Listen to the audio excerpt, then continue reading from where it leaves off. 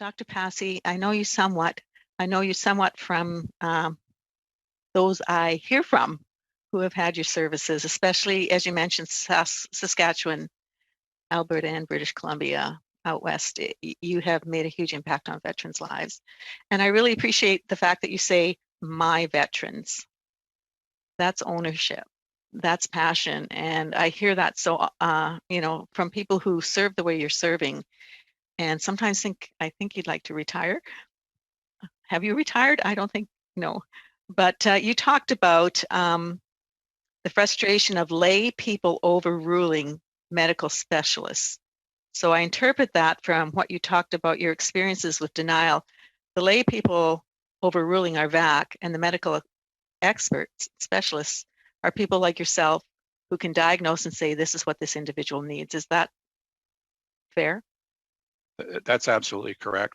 Not only on the caregiver allowance, but I've seen and I've been overruled in regards to a diagnosis of PTSD, the origin of the PTSD, and we've gone all the way up right through VRAB. And we had, in one case, we went to the court 2 times, and the court told VRAB to change the decision, and we had to go there twice before finally the lay decision was overruled and the professional diagnosis was accepted. This happens all the time in Veterans Affairs. Which only increases that level of sanctuary trauma and PTSD exacerbation, I would think, correct? Absolutely. It's devastating every time a veteran's turned down because they've walked the walk, they've lived the life, and they know what is true. And every time it's denied, it feels like they're being told that they're lying.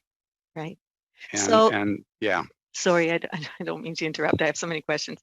So on that note, we look at what it costs, and the dollars that we hear are constantly being, shoveled into VAC to help with all of these needs, and yet it doesn't seem it's going into a sinkhole somewhere. And when you talk about PTSD and the little bit of experience I have in listening to members who suffer, does anyone go over anywhere and serve in the military where, first of all, there's the anticipation of the potential for a scenario that would be very frightening to me, but I know you prepare for it. And then actually being there in theater and then actually experiencing a crisis.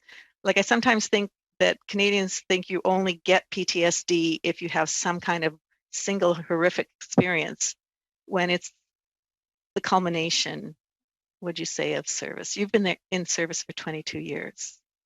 It can be both. You can have one fairly significant traumatic event, or it can be accumulation of a number of smaller events.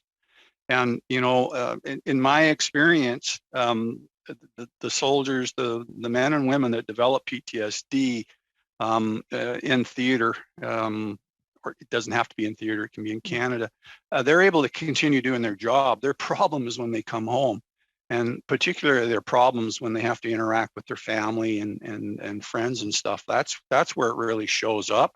I've sent people back on tours with PTSD, and they've done okay, and they've come back. The problem's when they get home. Okay, I have 1 minute left.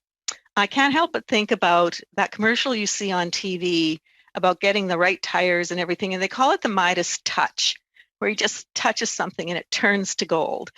And you look at the stresses and the costs and the complications of this entire situation. Wouldn't it be best, like you say, to give the Midas touch here that says thank you, and not send you to VRAB 3 and 4 times and simply deal with those conditions? What percentage of our entire armed forces are we talking about here, and why do we not do that? What is the barrier to doing the right thing here? A brief response, please. Sorry. Difficult, brief. The research I showed did in Yugoslavia, we were running 12 to 15% PTSD. Out of Afghanistan, it's been running about 5 to 7 initially. It can go higher than that. The benefit of the doubt used to be given to the veteran. It is no longer being given to the veteran. And like I say, lay people, they've got these little diagrams.